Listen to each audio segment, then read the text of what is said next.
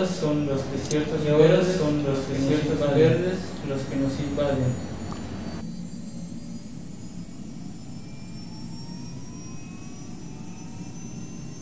Los que se extienden como una lápida brillante sobre la tierra.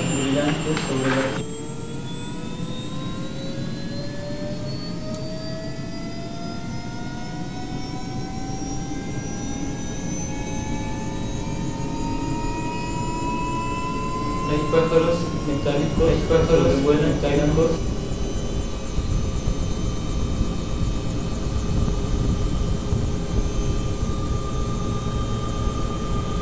El viento trae de las flores. Respiramos para morir. Este es el progreso.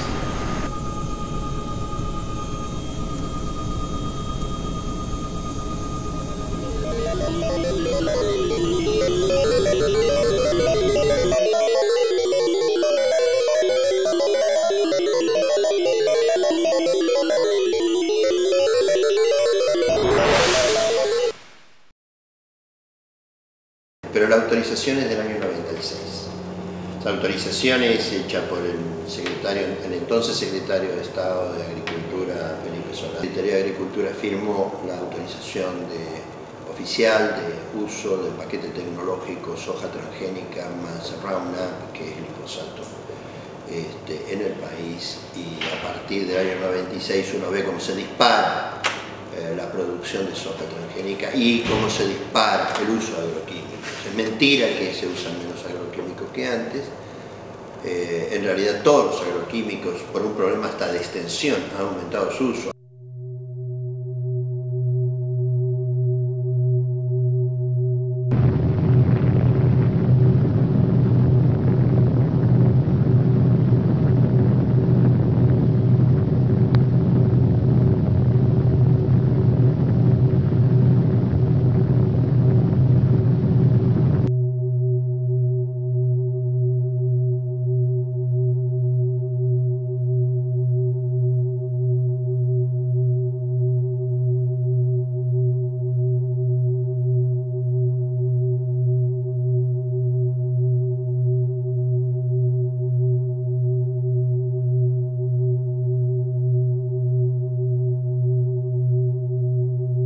La primera causa de muerte en niños menores de 1 año es la malformación congénita.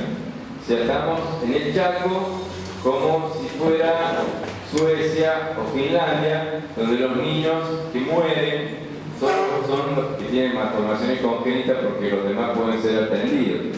No es que tengamos resuelto todos los problemas sanitarios en el Chaco, al contrario, no tenemos resuelto ningún problema sanitario. Y encima lo estamos enfermando y generando de que se convierta por encima de la diarrea, por encima de la neumonía, por encima de la nutrición. En estas áreas la primera causa de muerte es nacer mal formado, enfermo de antes de nacer, por los químicos, obviamente.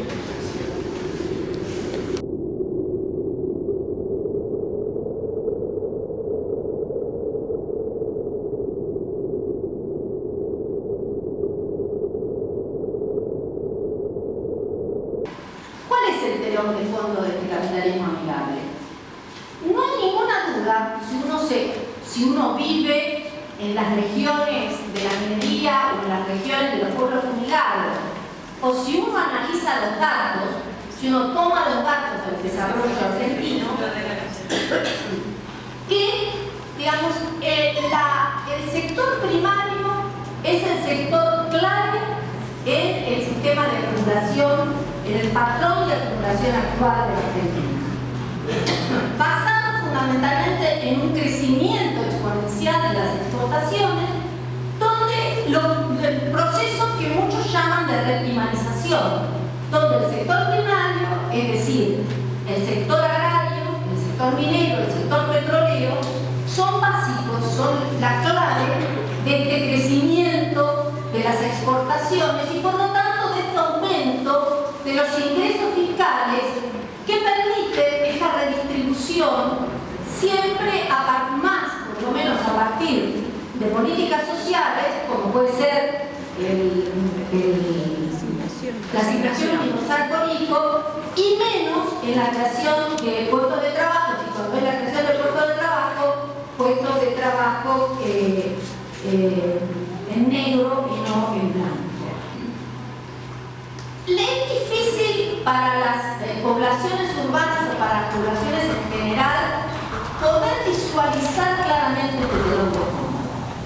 Es lo que nosotros nos obsesionamos y decimos, ¿cómo hacer para que las poblaciones puedan ver esto y sobre todo las poblaciones urbanas? Cuando vienen capitales al país que sea, lo que está viniendo es una máquina de guerra. O sea, el capital no es otra cosa que los pools de siembra, el complejo minería, el complejo soja forestación. Esos son máquinas de guerra, textualmente. Es que el capitalismo nunca tuvo ética. Solo leer los comienzos del capitalismo, el capítulo de la acumulación primitiva de Marx, para darse cuenta que la ética siempre estuvo muy lejos del capitalismo.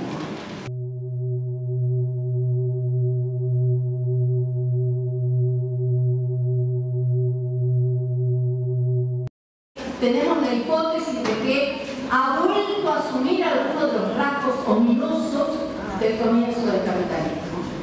El capitalismo es una formación histórica social que tiene básicamente dos instituciones.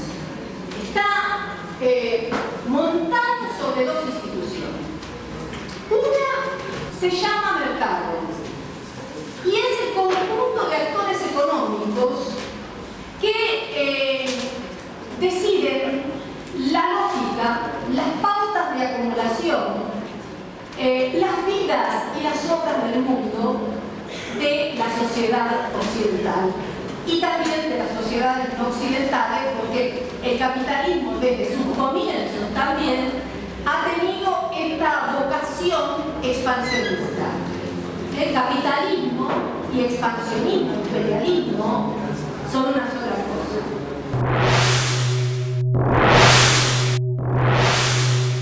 Modos de dominación.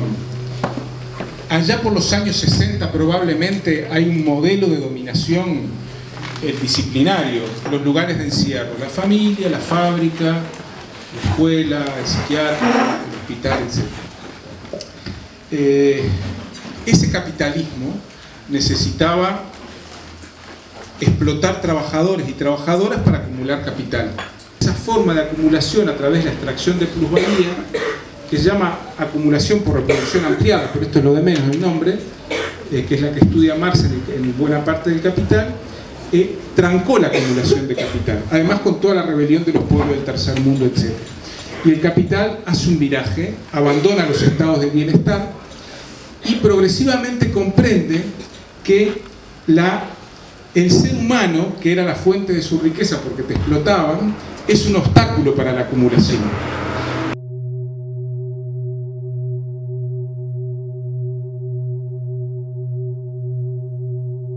Entonces hoy en día el modelo, si tuviera que decir cuál es el modelo, a mí me impresionó mucho cuando fui a un bachillerato en Las Tunas, ahí en Tigre, donde está Nordelta, que es un gigante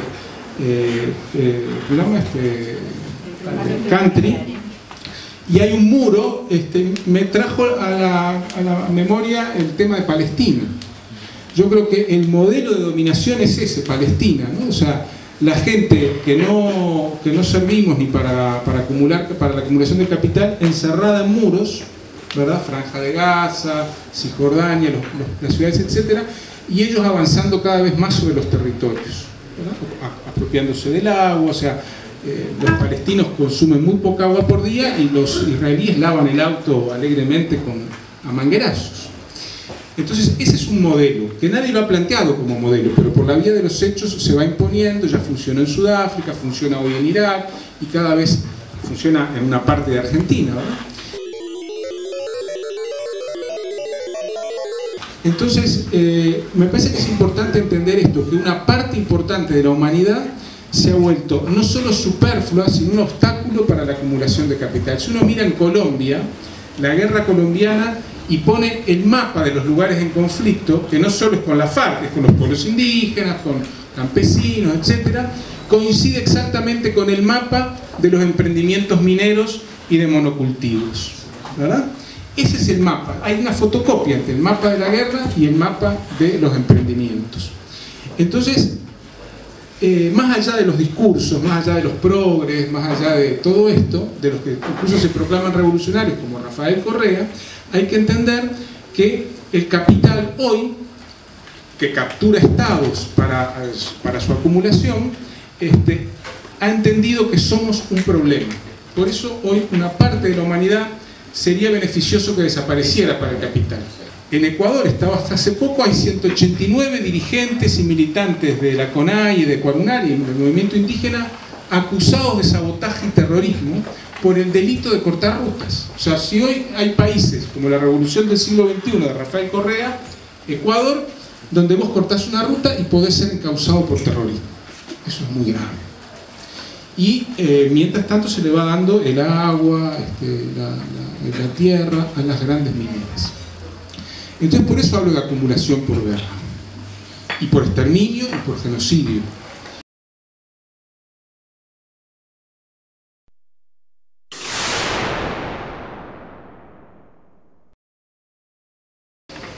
Los planes sociales tienen, en un país como Argentina, en otros países, en cada país tienen, en todos los países hay planes sociales, pero en un país como Argentina y como otros, Bolivia, Uruguay, pero en el caso de Argentina, buscan simplemente aplacar la resistencia. Uno puede decir, está bien que haya transferencias, que la gente no pase hambre, a mí me parece muy bien, incluso hay movimientos que utilizan las políticas sociales para fortalecerse, y me parece muy bien, pero desde el punto de vista de quien diseña esto, que es el Banco Mundial, que lo ha diseñado originariamente y que hoy se ha reencauchutado y se ha modificado, entre otras cosas con otros think tank que son Flaxo básicamente, porque los cuadros estos de Alicia Keys, de Daniel Arroyo, etcétera, vienen de Flaxo, que es el que acondiciona las políticas del Banco Mundial de los 90 para la nueva realidad progresista. El objetivo es aplacar la protesta social. ¿Qué pasaría hoy en Argentina si no hubiera 4 o 5 millones de personas recibiendo políticas sociales? Hay cambios. Antes las políticas sociales de los 90 iban a personas individualizadas, a familias. Hoy se busca cooptar movimientos y crear movimientos. En Colombia, donde hay movimientos indígenas como los NASA, en el sur, en el Cauca, que no han podido ser derrotados ni por las políticas sociales ni por los paramilitares y el ejército juntos, se crean movimientos de arriba abajo, verticales, para que hagan la guerra a los otros movimientos. En Chiapas es muy claro, en la fiesta de la Digna Rabia hace 2 años, le preguntamos a los zapatistas por qué son tan duros con el PRD, que es la centroizquierda. Dicen, miren, es muy fácil. El zapatismo en el 94 tomó 300.000 hectáreas de tierras. En esas tierras fueron a vivir las comunidades que no tenían tierra, que estaban muy apretadas por el crecimiento demográfico. Entonces hoy hay 300.000 hectáreas que hemos ganado en la lucha, que hay comunidades zapatistas viviendo. El gobierno del estado de Chiapas, del PRD, el dirigente Sabines viene del PRI, es un partido de la derecha, pero ahora es progresista, algo que todos conocemos bastante bien, en estas latitudes, está haciendo una reforma agraria. Entonces, ¿qué hace? Llama a organizaciones campesinas no zapatistas y les dice, acá están sus tierras, vayan y tómenlas. ¿Qué tierras son? Las de los zapatistas, ¿verdad? Que no están tituladas, que las conquistaron luchando. Entonces les dicen, aquí están sus tierras, vayan, tómenlas.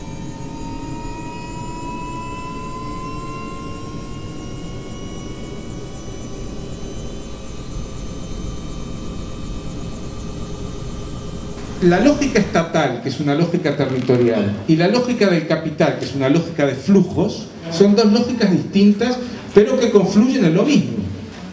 El Estado-Nación es el segundo pilar del capitalismo.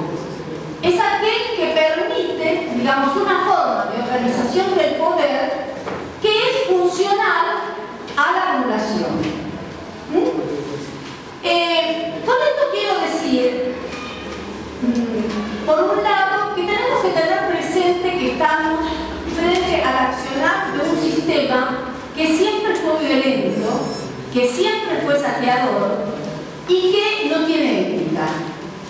Pero esto no quiere decir que no tenemos que luchar para ponerle límite a las empresas, para boicotearlas, para rebelarnos contra ellas, para sacarlas de las regiones, y tampoco quiere decir que no tenemos que buscar que el Estado cumpla una función que sea una función de límites y de regulación a esta ominosa conducta de lo que eufemísticamente llamamos el mercado.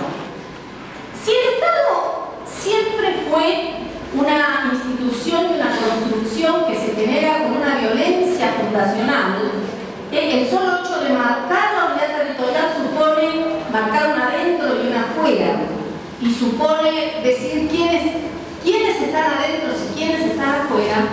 La formación del Estado moderno argentino es doblemente violento. A diferencia de otros genocidios, el genocidio fundacional del Estado argentino, y yo diría el genocidio fundacional del Estado, de los Estados latinoamericanos, no tiene fin. No tiene fin. A diferencia del genocidio alemán, a diferencia del genocidio de la última dictadura militar, Lerton dice que el genocidio o el etnocidio de estas poblaciones para conformar los estados, el Estado argentino, dice ella, yo podría expandirlo al Estado latinoamericano, no tiene fin, no prescribió y no se escribió. Y este estado fundacional, este trauma fundacional del Estado argentino ha dejado marca en nuestra historia.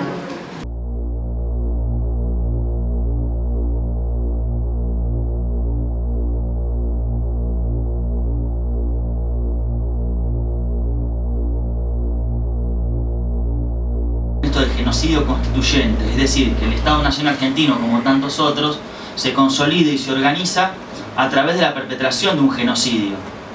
Y ese genocidio no concluye solamente, como es la idea que circula en el imaginario colectivo de muchos argentinos, con la eliminación física de los pueblos indígenas a través de la conquista del desierto y a través luego de la conquista del desierto verde en la región chaqueña, sino que la mayoría de los indígenas quedan en manos del Estado sometidos, se implementan campos de concentración, proceso de diáspora, repartición de niños, de mujeres para el servicio doméstico, de hombres para el ejército y la marina, se reparten para obrajes, para actividades productivas en distintos puntos del país. Esto está absolutamente documentado y además no es una política clandestina, sino que se anunciaba en los diarios de la época todos estos repartos, cosa que se puede comprobar rápidamente.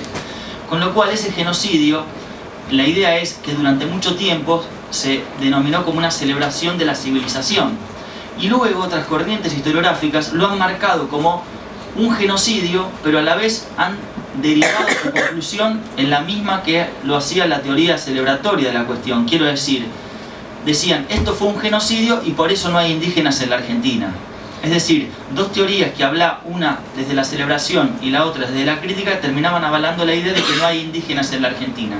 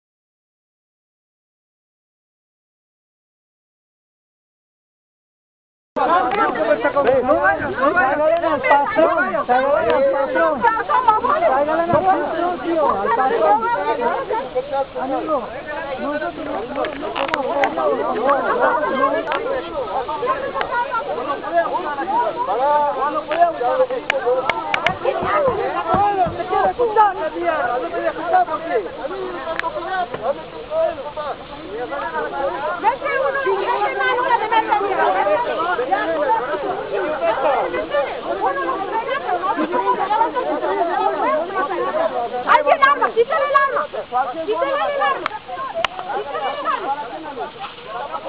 ¡Quítale el arma! ¡Quítale el arma! ¿Qué mierda se trae? Ya está, papá. ¿Quién se va a tirar? ¡Mano, ustedes!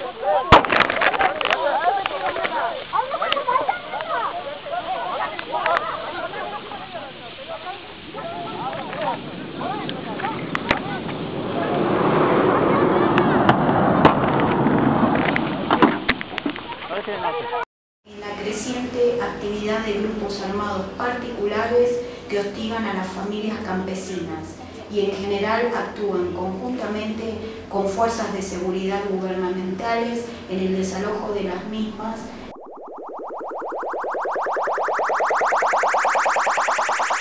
y en asesinatos de campesinos o indígenas.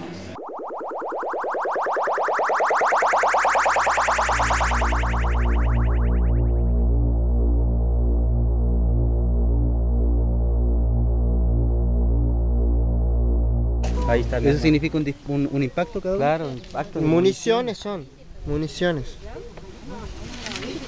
Mira allá en el mistolito, ¿ves? Vamos por allá. Aquí, ¿ves? ¿Ves? Y el rancho está allá, ¿ves? Claro, en dirección a la casa, sí. Dispararon de afuera. Han empezado a...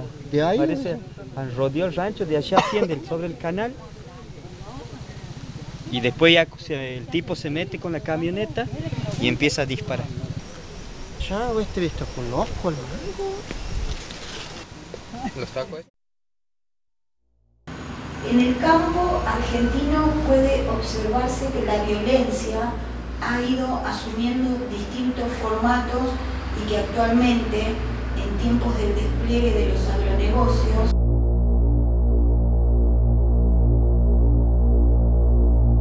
se expresa en la creciente actividad de grupos armados particulares que hostigan a las familias campesinas y en general actúan conjuntamente con fuerzas de seguridad gubernamentales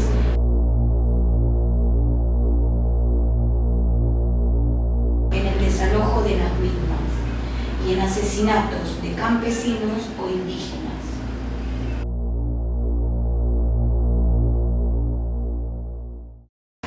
Varían en magnitud y niveles de crueldad, provocación, amenaza, golpiza, tortura, violación, asesinato.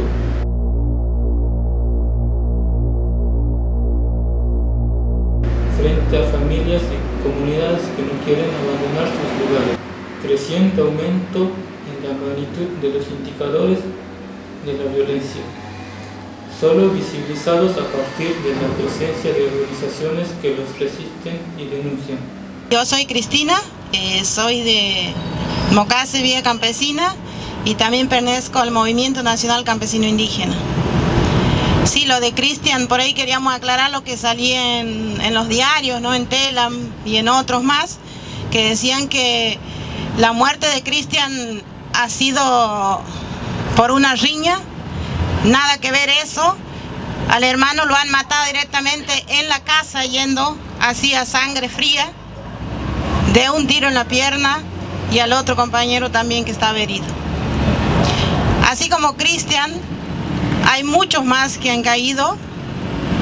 Tenemos 3 muertos dentro de nuestra comunidad por defensa de la tierra, pero nosotros siempre vamos así más allá, porque también tenemos muchos muertos, gente más de mucha edad, gente anciana, que han sido desalojadas de sus tierras y han sido llevados a la ciudad o a la Villa Miseria y han muerto depresivamente. Yo creo que eso también es una muerte que podemos sentirlo, porque cuando te sacan de tu tierra, enfermedad seguro que te agarra.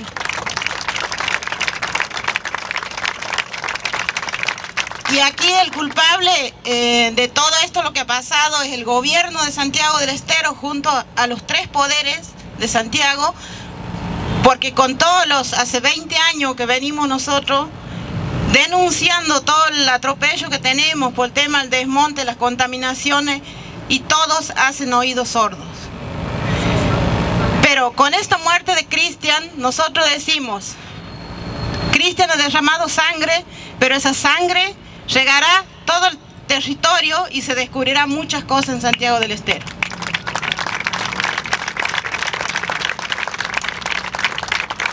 Como muchos nos dicen, el Mocase es violento, el Mocase tiene armas. No tenemos armas, solo tenemos armas, y nuestras armas son nuestros pensamientos, así con nuestros corazones. Por eso amamos la tierra, que la tierra es nuestra madre, para las futuras generaciones, para nuestros hijos que vendrán, para que ellos sigan viviendo y produciendo en nuestros territorios.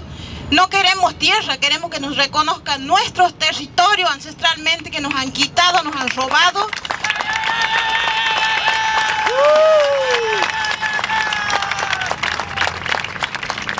Tenemos que pensar así en el futuro, en nuestros hijos, en nuestros nietos que vienen, para que no sigan siendo contaminados.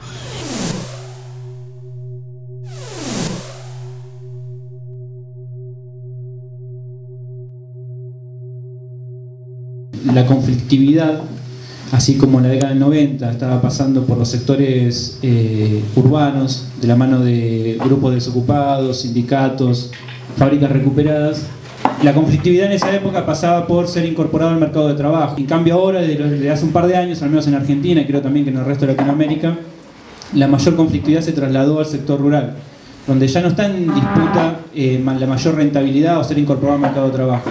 Está en disputa mantener una forma de vida ancestral, ya sea de pueblos indígenas y campesinos, o de mantener una forma de vida tradicional de pequeños poblados, como Esquel, Famatina, etcétera, etcétera, etcétera. Ahí me parece que la conflictividad cambia, y me parece que ahí los gobiernos de la región, más o menos progresistas, como uno los quiera ver, están en un callejón sin salida. Porque para todos los gobiernos de la región, de derecha, de izquierda, de centro, como uno los quiera caracterizar, obtienen renta a partir de los recursos naturales, ¿no? Y para seguir manteniendo esa renta necesitan avanzar sobre nuevos territorios. Y esos territorios están en manos de campesinos indígenas, que, como bien dice Félix Díaz, van a dar la vida para disputar ese territorio. Entonces no es casualidad esta mayor conflictividad, y no es casualidad la respuesta del Estado y la respuesta privada de la mayor represión. Me parece que el 23 de noviembre del año pasado hubo una señal muy importante en Argentina, en la represión del pueblo Con en Formosa, y no fue la única represión de los pueblos indígenas. En el último año y medio han asesinado a Javier Chocobar, Diaguita de Tucumán, y Sandra Juárez, campesina santiagueña, además de Roberto López el 23 de noviembre. Lo que sí quedó muy al desnudo es el rol del gobierno nacional, actuando como cómplice de un gobierno feudal, provincial, y avalando ese asesinato.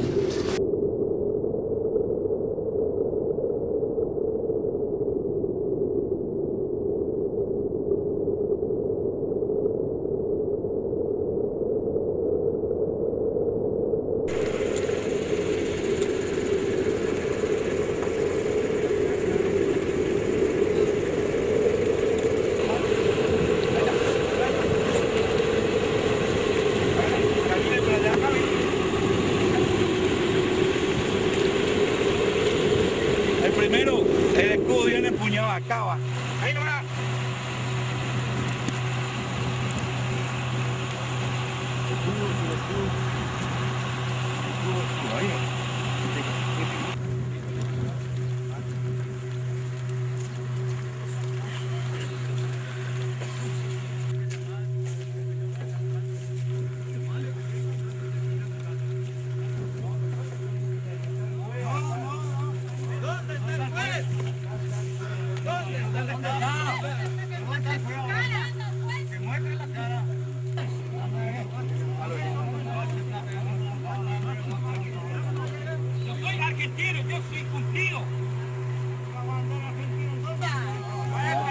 No te vayas loco, fíjate lo que haces, manejate con cuidado, no vayas a dejar mirar acá. ¿Hay camino ahí?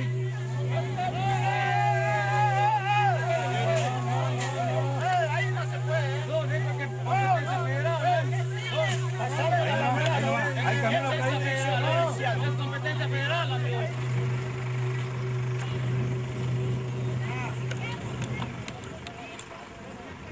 Otro con escopeta.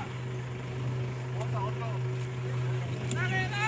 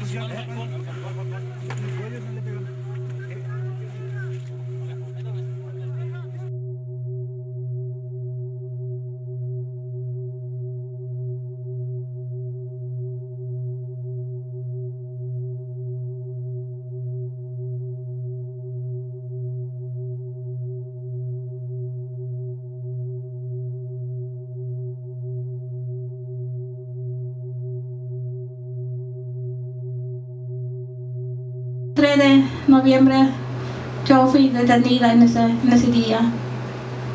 Somos 20 mujeres que somos detenidas, mujer embarazada, 5 chicos que fue detenidos. Tiene como 8 años, 1 año, 8 meses. Estamos ahí en la comisaría de Laguna Blanca y nos trataron muy mal, como si fuera como un perro, así que eso nunca voy a olvidar. Una fue cuando me alzaron en la patrulla y yo veo los punteros políticos, fue primero que le quemaron nuestra casa, quemaron 17 casas, pero yo tengo que aguantar ese dolor que estoy sufriendo. Y me cambiaron una camioneta que yo miraba a mi primo hermano Roberto López, ya está muerto, pero yo me sentí de llorar, estoy mirando nomás. Y mi nuera gritó, pero yo le dije que no grite, por favor. Y el día siguiente viene una doctora Silva, de Formosa también, y ella me avisó, bueno, Amanda, tu primo hermano, que es conocido mucho, Mario López, le chocaron, el mismo policía que le chocó, dice. Pero no sentí eso de llorar, nada, de sentir ese golpe más grande. Y yo pensaba que no iba a lastimar todo mi cuerpo. Solo pienso que mis hijos están bien. Pero cuando llegamos acá en Capital, sentí ese dolor, todo mi cuerpo. Todo está manchado, pero me llevaron al hospital y eso es lo que tengo que contar todo a cada uno de ustedes, pero tengo que seguir en la lucha, porque sin la lucha no te sirve.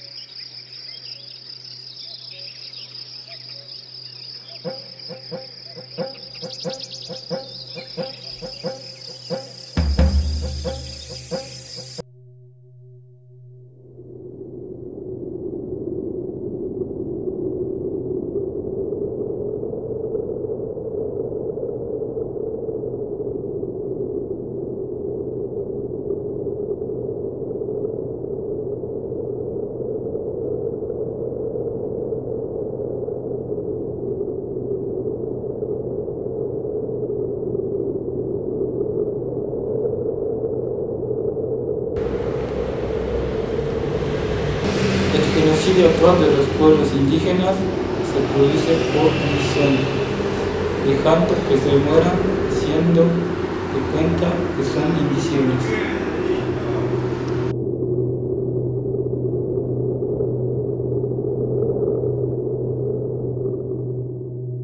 Bueno, desde el Grupo de Ecología Política, Comunidades y Derechos, que forma parte del Instituto Gino Germani, en donde desarrollamos nuestras investigaciones, visualizamos la problemática de la violencia rural a partir del estudio de lo que han sido los procesos de transformación del agro argentino, aquellas situaciones en donde el Estado o privados ejercen algún tipo de coacción sobre las poblaciones rurales, campesinas e indígenas o indígenas.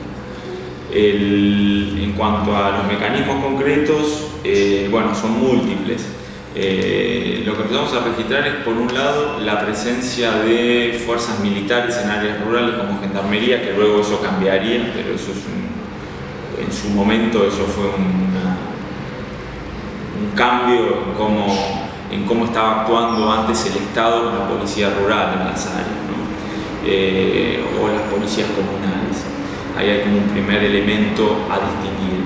Otro elemento tiene que ver con la presencia de lo que las poblaciones, sobre todo organizadas del campo, empiezan a denunciar como guardias privadas, guardias blancas, grupos paramilitares o parapoliciales que de alguna manera actúan en campos, o sea, se hacen presentes cuando algún empresario entra en alguna zona donde compró una tierra, si es que la compró, con lo que se dice en los anuncios con población adentro. Entonces allí aparece la dinámica de las guardias privadas a cargo de empresarios, ¿no?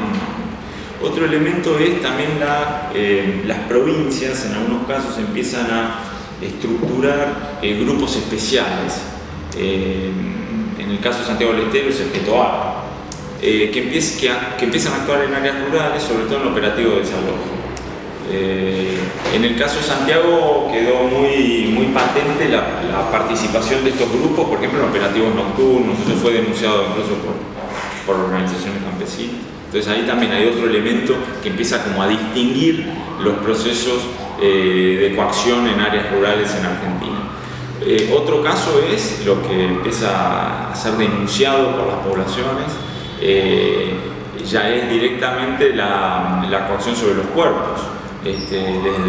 Empiezan a aparecer en intentos de desalojo o a partir de la presencia de las guardias privadas, heridos, personas torturadas, asesinados, y eso lo empezamos a registrar de manera más intensa con el paso de los años. Por supuesto que hubo algunos casos que cobraron visibilidad pública en los medios de comunicación, pero no es la mayoría. En realidad es toda una problemática que está bastante invisibilizada por distintas cuestiones, pero que no tiene presencia en los medios y no es de baja intensidad, digamos.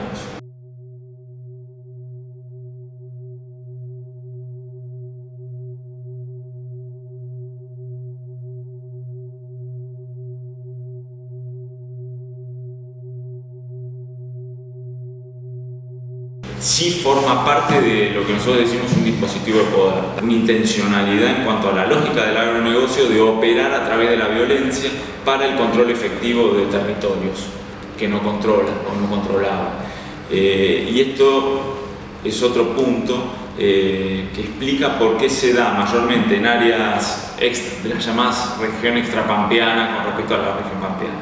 Porque justamente en la región extrapampeana la cuestión de la tenencia de la tierra no está aún concentrada en el mercado a partir de títulos perfectos.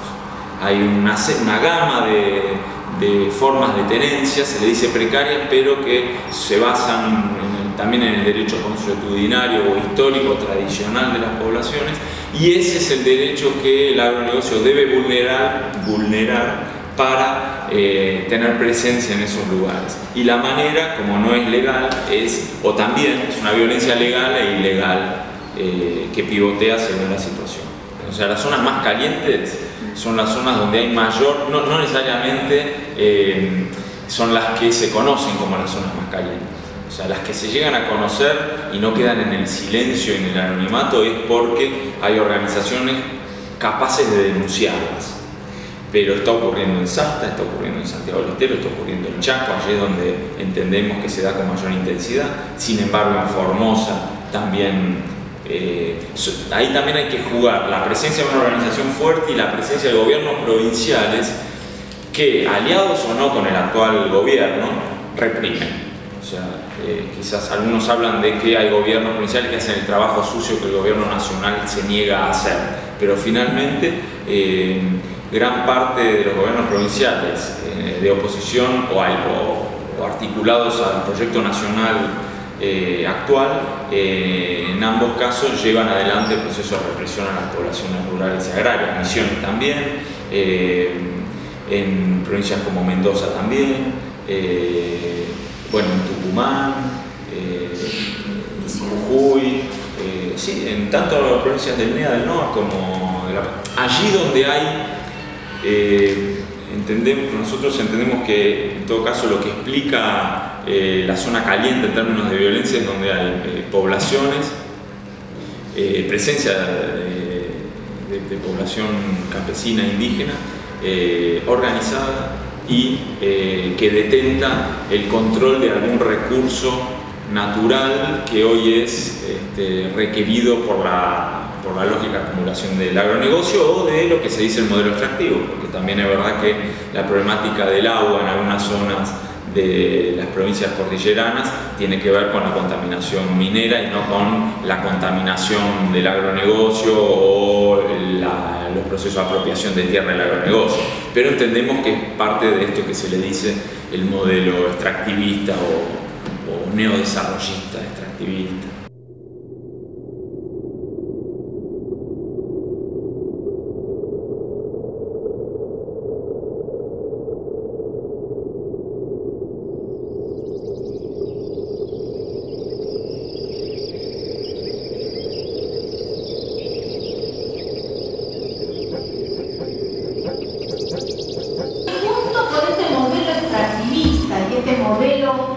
De telón de fondo, se fueron creando dispositivos en las instituciones del Estado que permiten de alguna manera hacer como más light todo esto.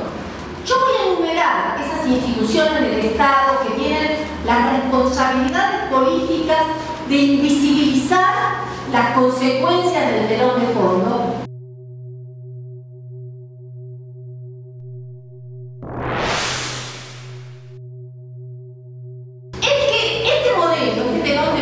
Tiene como elemento clave lo que se llaman las tecnologías de punta. Esas tecnologías que se supone que fueron productos de la ciencia. Por lo tanto, en Argentina y en toda América Latina, donde el modelo extractivista se está desarrollando y expandiendo, se le empezó a dar una jerarquía al sistema científico que nunca había tenido. Se empezó a plantear la importancia de los sistemas científicos en nuestros países, se le empezó a dar dinero al sistema científico y hasta, como ustedes saben, le han dado un hermoso edificio ahí donde estaban las comunicaciones. Y en realidad, digamos, uno puede decir, bueno, no es una relación tan clara entre la tecnología de punta y esta cuestión del sistema científico, porque además la propia ciencia hoy admite que solo el 2% de los artefactos tecnológicos del modelo sojero proviene de la ciencia nacional. Pero sin embargo, digamos, hay un discurso que plantea que la ciencia es un espacio generador de verdad y que lo que dice la ciencia no se puede refutar y que además si la ciencia se equivoca y la tecnología de punta se equivoca, la ciencia lo genera. O sea, siempre hay algún otro producto científico que va a mejorar lo que otro producto científico mejoró.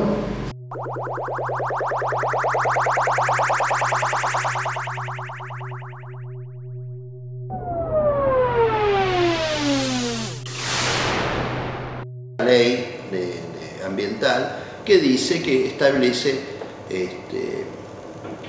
claramente el principio precautorio, que es una frase que no deja lugar a dudas que ante la sospecha de daño, la falta de información o la falta de certeza científica no pueden bloquear la intervención inmediata.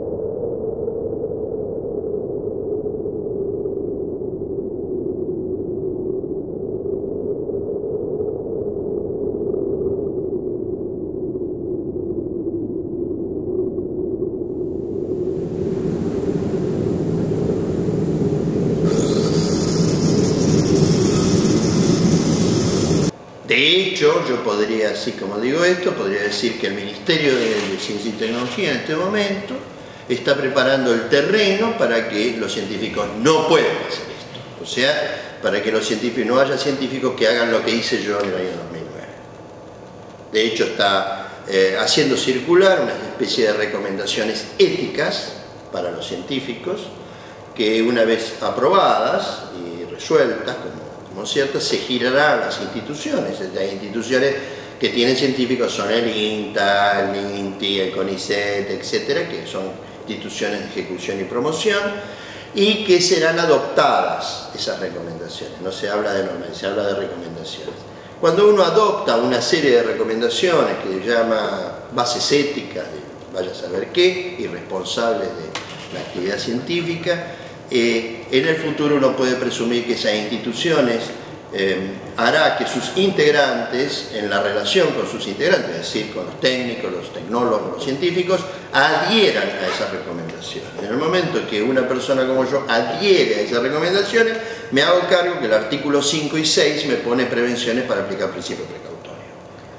Porque dice que el principio precautorio será aplicado en tanto haya debida sospecha y certeza, y razonable certeza. O sea que invierte en el artículo del principio precautorio. Y eso es un tribunal de ética, un tribunal, es una comisión de ética del Ministerio de Ciencia y Tecnología.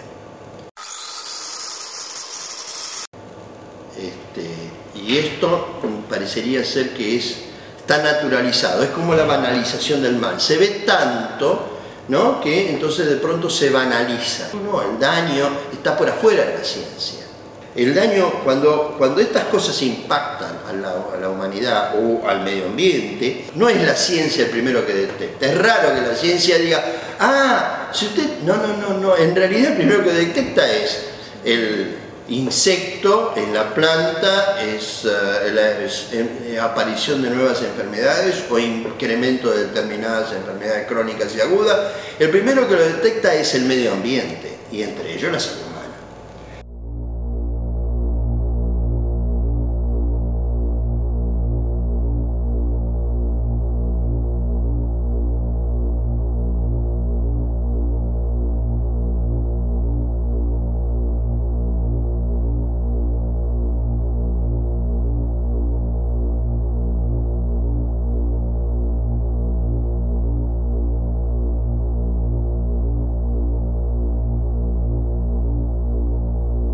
Y hay datos agudos de enfermedades agudas, de intoxicación por piel, por inhalación, por aparato digestivo, y también hay indicios de alteraciones de maduración en el sistema nervioso central de los chicos.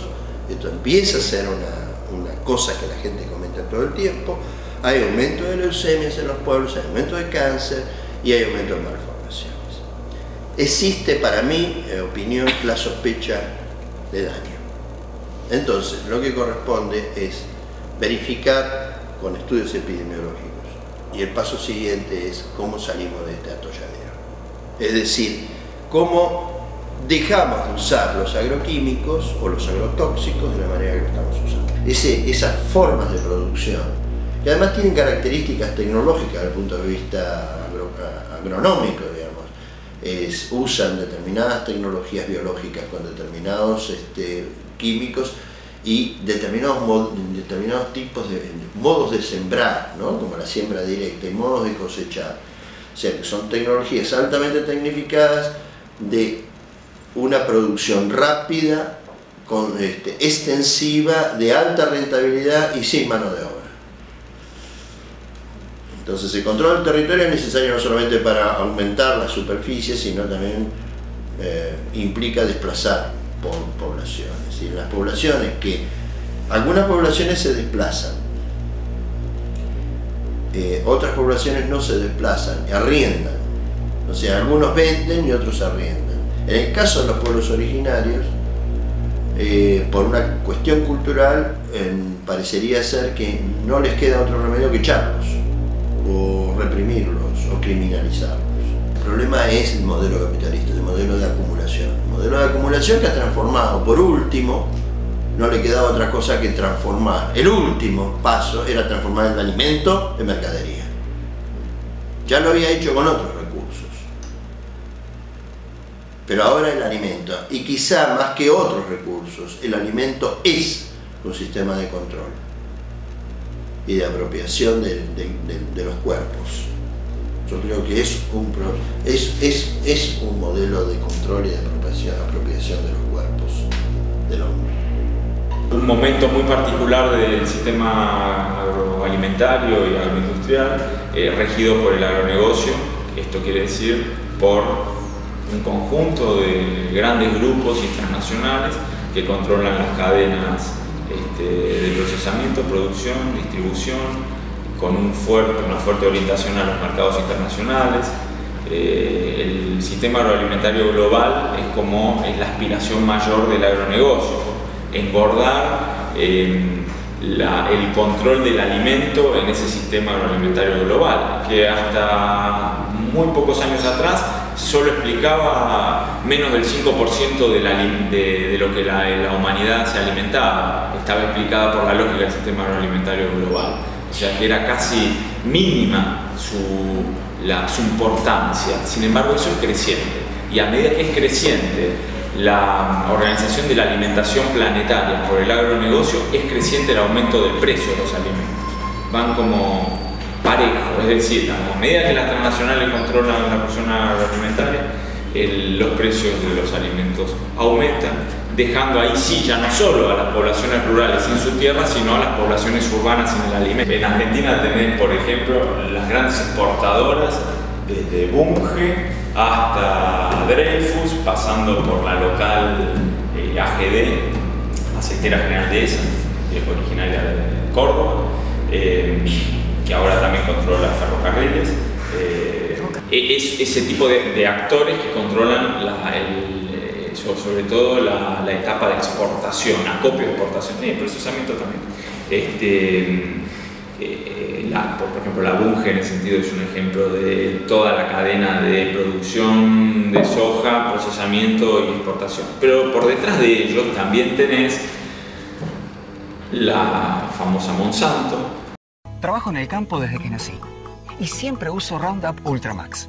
Después de evaluar todas las opciones, elijo la que más me cierra. Y Roundup Ultramax este año tiene mucho más para ofrecerme. Porque este año hay que ir por más. Hay que superarse. Para lograr esto. Para lograr esto. Para lograr esto. Roundup Ultramax con garantía total. Máximo control al alcance de todos. Y Roundup Ultramax este año tiene mucho más para ofrecerme. Porque este año hay que ir por más. Hay que superarse. Para lograr esto. Para lograr esto. Para lograr esto. Roundup Ultramax con garantía total. Máximo control al alcance de todos. Cargill, tenés a las empresas que de alguna manera son laboratorios en cuanto a desarrollo de tecnología y en el caso, por ejemplo, de Cargill se están volcando, ya ahora en otros momentos desarrollaban la tecnología, por ejemplo en semilla, pero luego tenían conjuntos de productores que reproducían esa semilla. Hoy ya hay una tendencia de esas empresas a controlar también esa etapa de la producción del grano en campos propios o arrendados, pero a controlar la etapa de producción ya no de la innovación tecnológica, sino del producto que se vende en el mercado como semilla para el inicio de la siembra. Pero el control del alimento, el control de la supervivencia colectiva, es un control definitivo. Y eso es la esencia del capitalismo. El instrumento más bestial que tiene el capitalismo hoy es la tecnología. Pero los pueblos originarios son los únicos que están resistiendo abiertamente, porque son los únicos que no quieren entregar su territorio. Los quechuas usan decir, los aymara y los quechas usan decir que el hombre no está en la tierra no nació para hacerse propietario de la tierra, sino para cuidarla. Porque claro, es lógico, la cuida, se alimenta a él y le deja a los hijos y a los nietos y a los bisnietos ese lugar de donde van a extraer sus alimentos. Esto está roto, y creo que está roto por primera vez. La tierra es nuestra vida, la tierra no se vende, la tierra se defiende.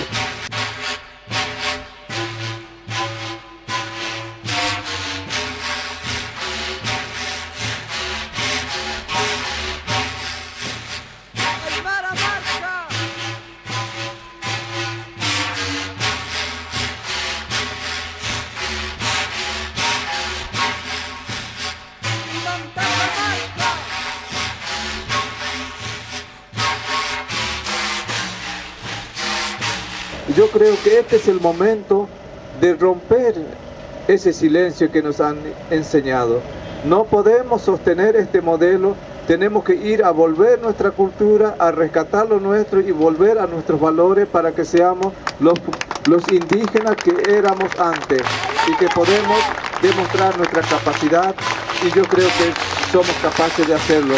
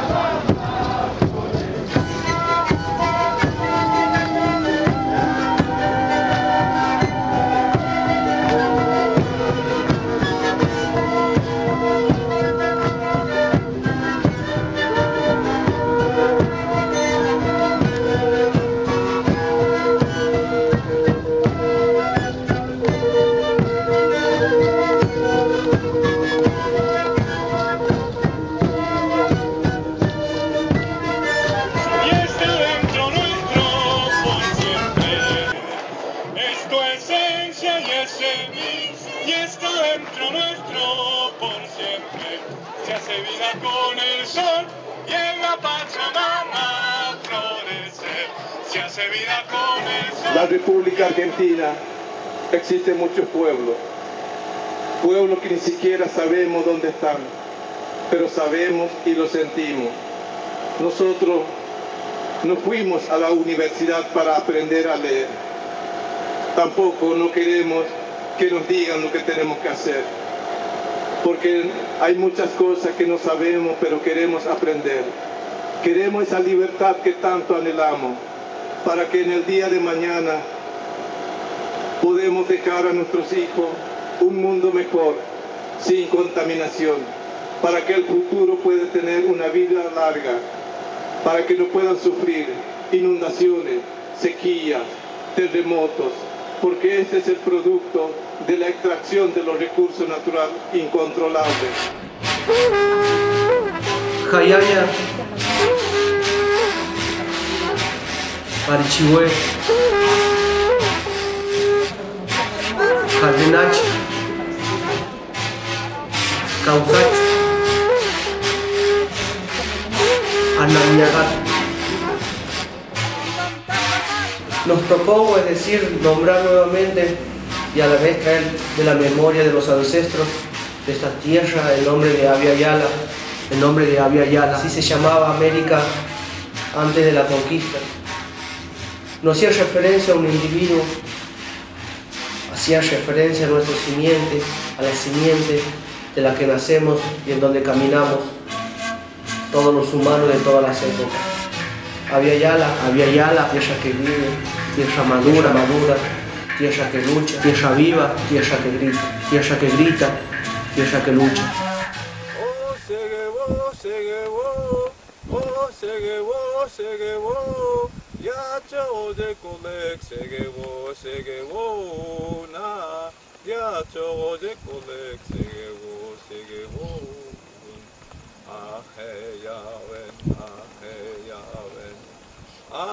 Aonolekse nagawa, aonolekse tayawa, koeraso, taikaso, kobe.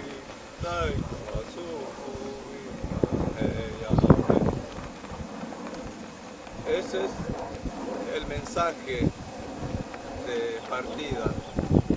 Partida para aquellos que no están, para que puedan regresar. Nosotros teníamos un solo amigo, ese amigo que hoy está volviendo y está con nosotros, el espíritu de nuestro ancestro. Y hoy está con nosotros y nosotros estamos con él. Es el inicio de una construcción histórica para que podamos avanzar sin miedo, avanzar sin temor de equivocarnos. Estamos seguros de lo que queremos, la recuperación de nuestras tierras.